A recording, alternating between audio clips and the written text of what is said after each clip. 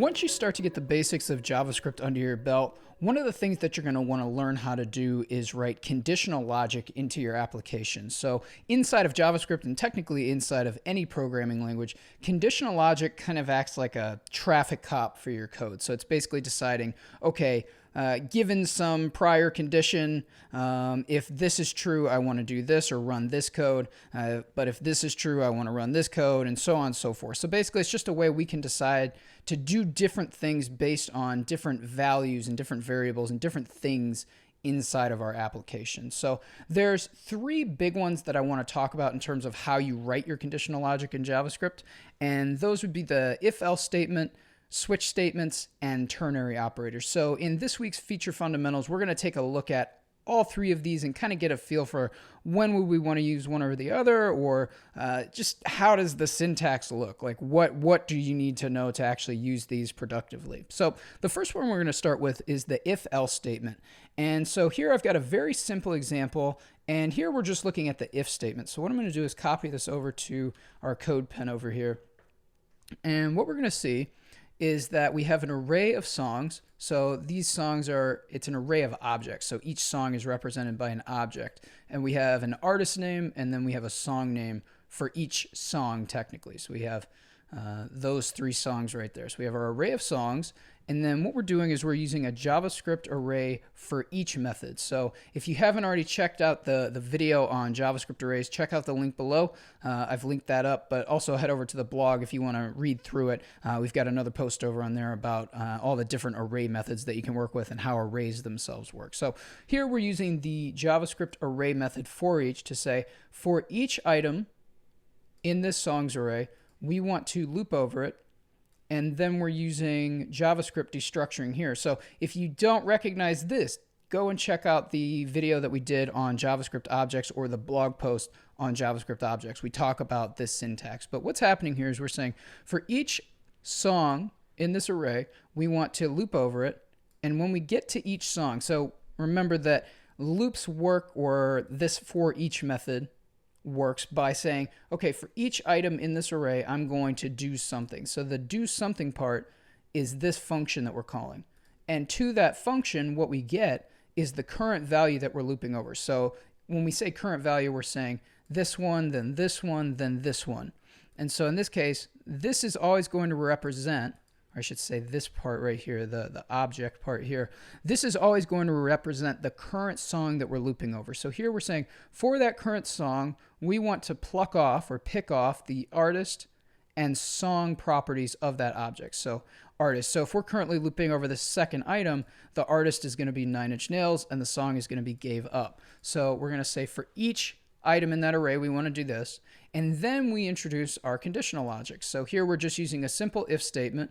And we're saying, okay, if the song name equals Collapsia, we want to say, I'm listening to artist. And here we're using JavaScript string interpolation to say, we want to embed inside of this string the variable artist, whatever it happens to be. So in this case, if the song name is Collapsia, the artist is going to be Queens of the Stone Age. Same exact idea down here. So if the song is Gave Up, I'm listening to Nine Inch Nails. If the song is Bunk Trunk Skunk, it's going to be Your Own Pet. So all we're doing is we're saying, if this condition is met, run this code. Otherwise, do nothing. So that's the basic kind of idea behind an if statement. It's very simple, but very powerful.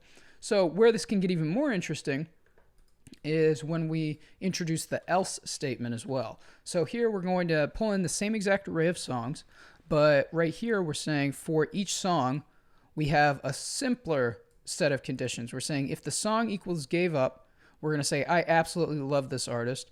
Otherwise, so if it's any other song in our array, we're going to say, I'm a fan of this artist. So in this case, if the song equals Gave Up, so if we go up here, we'll say song is Gave Up, we're going to print out or log out, I absolutely love Nine Inch Nails. So in this case, we look up here and we'll see the first song in our array is Queens of the Stone Age, Collapsia. So we're going to see, I'm a fan of Queens of the Stone Age. I absolutely love Nine Inch Nails. I'm a fan of Be Your Own Pet. And so we can see that we're switching based on the value that's currently passed in to our for each statement. So in this case, when we hit the Nine Inch Nails song, Gave Up, we're going to log this out Otherwise, no matter what the value is, we're going to log this out. So that's very simple. Now, there is another form of this, but I want to share this with a bit of caution or a bit of a warning. So you can also do something known as an else-if statement in JavaScript. But the reason I'm going to give you a warning on this is that else-if statements can be kind of messy. So if we just kind of visually look at this code right now, it's a little hard to read. It's just hard on the eye. It's hard to see like, well, wait a minute, where are things kind of being evaluated here, and where's the value passing through? It's just confusing.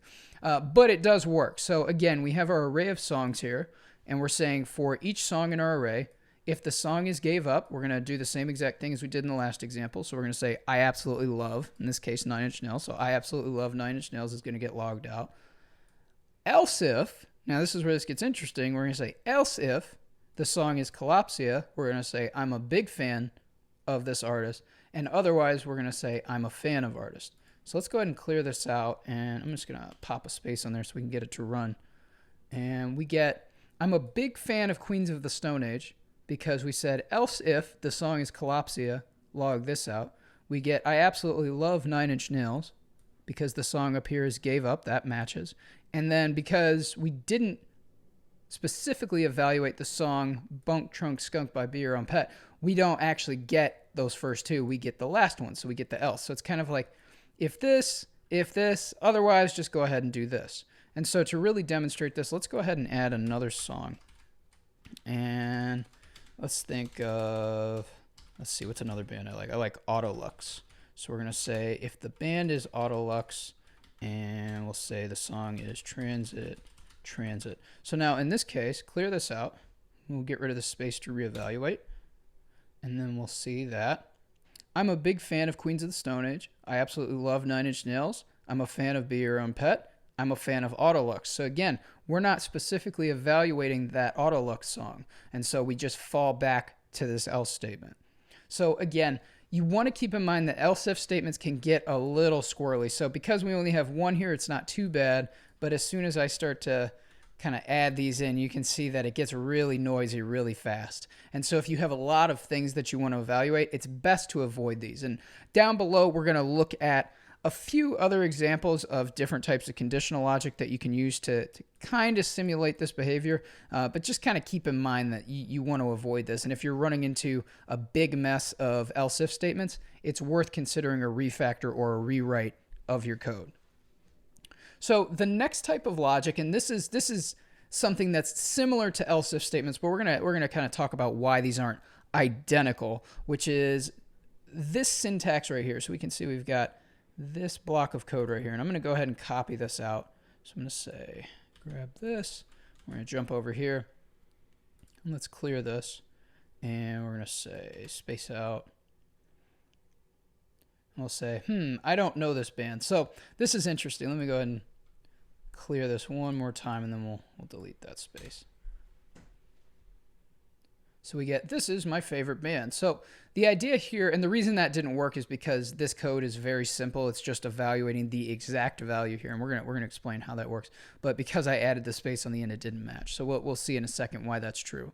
So what we're doing is we've written a function called getBandEvaluation, and we're calling the function here, and we're passing it the name of an artist. And so inside of that function, we take in the artist name as a variable, and then we introduce this, which is known as the switch statement. So the switch statement, kind of like the name implies, is saying I'm going to take this value and I'm going to switch between each of these cases. So a case is a very simple evaluation of a value. So this is very similar to what we just saw back up here with the else if statement. So we're saying if artist name equals 9 Inch Nails, do this. If artist name equals Queens of the Stone Age, do this. If artist name equals Be Your Own Pet, do this. And otherwise, or else, fall back to, I don't know this one. So what we're doing down here is we're saying, well, if we pass 9 Inch Nails, we would expect this is my favorite band to be returned. So what's neat about a switch statement is the return value is actually, even though it may look like the return value is trapped inside of here, JavaScript evaluates this directly, meaning it evaluates it at this level. So essentially what's happening is when we call this, we're returning this value from this function. So we're saying from get band evaluation return, this is my favorite band, as long as the artist name is Nine Inch Nails. So what's interesting about switch statements is that unlike an if-else statement, they keep going, or they do something called fall through. So in this case, we're not getting the effect of fall through. But if instead, let's go ahead and go down a little bit. We're going to pick out another example here. So I'm going to take this one. And what we're going to see is the introduction of something called a break. So what I'm going to do to represent fall through here is I'm going to delete these break statements. And then we're going to clear this out. If you were, yeah, there we go. Okay, so what we're getting is every single console log logging out. So this may be kind of against what we want, right? Like we're saying, well, if the case is this, do this. And that's true, but because of this concept of fall through with a switch statement, what's happening is artist name is literally falling through each of these all the way down to the default statement. So the thing that you saw me delete is what actually prevents that. So in some cases, this is actually helpful. You do want to say fall through each of the different cases, but sometimes you want to say if you hit the right case, stop. We don't want to do anything. And the stop mechanism that we use with a switch statement is known as the break statement. So break is literally saying once we've hit this case, stop evaluating the rest of the switch statement. We don't want to look at any of the other cases. We just want to land on that one. So what I'm doing here is I'm adding a break to each of these statements. So what we're going to do is we're going to say, okay, take in artist name, and if the value of artist name is Nine Inch Nails, log out this is my favorite band, and then stop. Break the switch statement, or break out is the way that some people refer to it. So we want to break out of the switch statement because we've hit our code that we wanted to run. We're done. It's working perfectly. So that's all this is doing. It's just stopping that steady flow. And again, if we remove that break out of here, it's just going to keep going. And it's going to go down to the default if we don't have the break. So we can do something relatively clever here. So let's say maybe we want to log out the first two here if they match, but we don't want to log out the third, or we don't want to get to the default statement here. So we're going to say clear. And let's go ahead and put in, we'll just pop a Z on the end of this. So we get, I don't know this band. So in this case, the name doesn't match any of these. And so we get, I don't know this band. That's correct. But notice because we have a break here, let's see what happens if we clear this. And then we're going to pass in be your own pet. So this time we only get this is a band that I listen to on occasion. Now what's interesting about this is that unlike before, we didn't also get the default statement. And the reason why is because we introduced that break. But if I clear this, and then I'm going to get rid of that break statement, notice that we get both. And this is because we didn't stop or limit the flow or the fall through of artist name through the rest of this switch statement. So again, this is super, super handy for logic that has a lot of if, else, if kind of syntax to it. Now, one warning I do want to pose to you is that this is very simple. So all you can evaluate with a case statement is the top level value. So what I mean by that is if I replace this with an object, we'll say artist, and we'll say 9 Inch Nails. So again, we have an object or JavaScript object right here, and we're passing that in. So we'll change this from artist name to artist. Let's go ahead and clear this out. So what I'm going to do is I'm going to say artist equals, or actually let's see here. So we've got artist as the name. So we'll change this to song just so it's a little clearer. So we'll say song is what we're switching between, and then we want to say song.artist equals. And we'll see that it may not do what we want. So even though we're passing in an object with a property called artist, and we're expecting it to switch through this, so again, we'll do a space here to let this evaluate. Notice that it's saying, I don't know this band, even though technically speaking, song.artist does match. It's our 9 Inch Nails here, and it's 9 Inch Nails here. So what's happening is that switch statements are very simple. It doesn't know how to evaluate this logic right here. It's saying, I don't know what to do with that. So that's not a match. That's not a match. That's not a match. So we end up here. So the point I'm trying to make here is that switch statements are very simple. It can only evaluate a top level value. So like here we're saying artist name. So by top level, I mean this isn't nested or as part of an object. It's just saying, oh, this is just this value that we're passing in, this string that we're passing in directly. So that's switch statements. Now, the final piece of logic that I want to show you is known as the ternary operator. So the ternary operator is a very, very simple piece of code, but it's incredibly powerful. And what it tries to do is reduce or simplify logic like this. So what we've got here, let's see if we can get it to run for us. Doesn't look like it's running. Let's check our browser console here. Make sure we don't have any errors in our code that I'm not spotting. Actually, it looks like my... Ah, there it goes. Okay, so we get unexpected token else. Ah, I'm missing a curly brace here. So let's turn that on. We're going to clear this. And notice that here, and actually I've got another mistake here. We're going to add a G, a /G. Let's see if that gets what we want. Put a space in here. Is that what I'm after?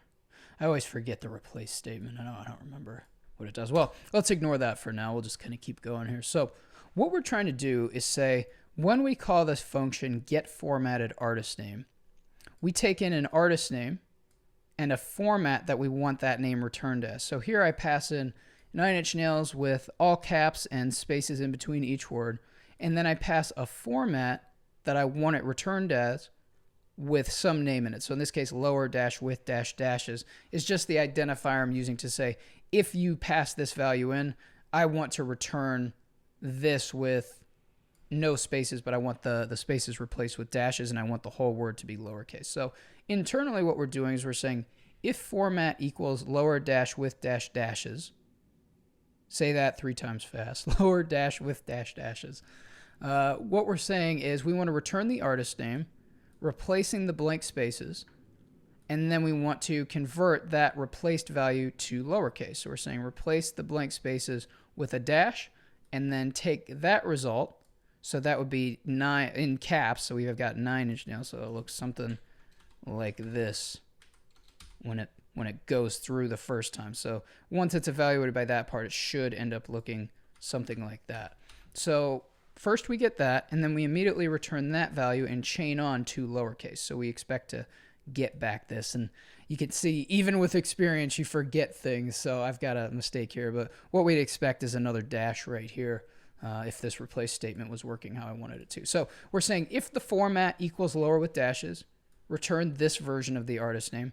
Otherwise, just give us back the artist name in all lowercase. So here we're not really doing anything complex internally. So if I just say Turkey is the format that I want, what we'll notice is I don't get any dashes replaced in the string. And that's because here we're saying if it's not lower with dashes, just return the artist name lowercase. So this in itself is already pretty simple logic, but we can actually reduce it a little bit more using something known as a ternary operator.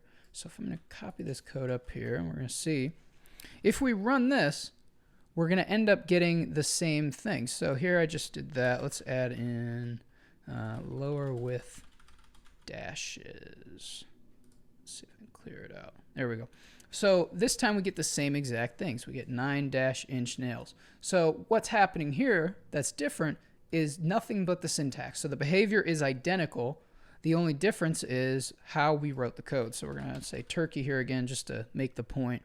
So we get 9-inch nails in lowercase with the spaces intact. So again, exact same behavior, but the difference is how we wrote the code internally in the function. So I'm going to back this up. I'm going to say lower with dashes.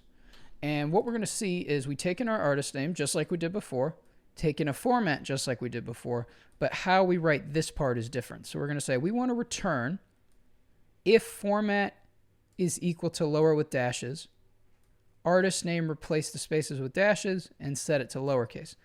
Otherwise, or else, we want to return the artist name in all lowercase. So the idea here is that if this is true, this question mark is going to tell us we want to do this. this set of colons is going to say if that's not true. So if this returns false, so it's not lower with dashes, we want to say do this. So we're literally saying if this is true, do this. Otherwise or else, do this. So very, very simple. But notice that this is a great way to take what's actually a simple if-else statement and just trim it down a little bit more. So on the surface, this may not seem terribly necessary. You may be like, well, that's kind of not really worth my time. It's like, well, yes and no. So the reason you would want to use this depends on context. So the most immediate example that I could think of is if you're trying to get an either or response stored in a variable. So if I change this code a little bit, so if I want to, we'll say formatted string equals. So if I want some value set to a variable and I don't want to have to do something weird like, let's see if I can write this again. So we'll say, if I wanted to write my function like this, get formatted artist name equals artist name, take in the format, and then we would have to essentially, to achieve this same exact thing, do something like this. We'd have to say let artist name, and we can't really use that name, so we're going to say let formatted artist name. We can't use that name because it's already defined up here. So what we essentially have to do to achieve this same exact code is define or declare the variable. And then we're going to say if format, I'm going to be kind of lazy here. I'm going to say, give me this. Or say if format equals that. We want to set or assign back to that variable formatted artist name equals. We're going to assign it that first case. Otherwise, we want to set formatted artist name to that case. And then we need to independently return formatted artist name. So again, same exact code, same exact behavior, but just a lot more stuff that we have to write just to achieve the same result. So notice here, this is very simple. This is kind of messy, and then the first version that we looked at is kind of like the in-between of those two. So this is just a good thing to have in your tool belt to say like, hey, I don't want to write all this extra syntax or code that I don't need to, so I can keep it simple, swap in a ternary operator. So that's going to do it for this episode of Feature Fundamentals. So hopefully that was helpful and kind of gave you an idea of the basics of conditional logic. So if you're trying to write code that does something based on some condition, this is how you do it. You're going to use one of these three methods. And again, we looked at the ternary operator here. And then before that, we looked at the switch statement. And we kicked things off with the if-else statement. So we have the if-else, we have the if-else, and then we have just a plain if statement. So those are the three big ones that you're going to see. And again, like I talked about earlier, you can also consider something like array methods to be a control flow mechanism or a kind of a conditional logic mechanism. But I left it out of here because we already covered it in the array code, but the array tutorial. But in this case, these are the big ones that you're going to use for conditional logic. So again, hopefully that was helpful. If you have any questions or anything like that, definitely go ahead and leave them down below. And don't forget to subscribe. So we've got more of these coming out. We're going to start getting into less stuff about the language and looking more into the details of how actual applications are built. So we're going to go into HTTP logic and how to define routes and all of the stuff that you're going to need to know to actually build your own features and build up your own software. So definitely go ahead and hit subscribe, and don't forget to hit the bell as well if you want to get notifications as soon as these are released. So thanks for watching this episode of Feature Fundamentals, and we'll see you for the next one.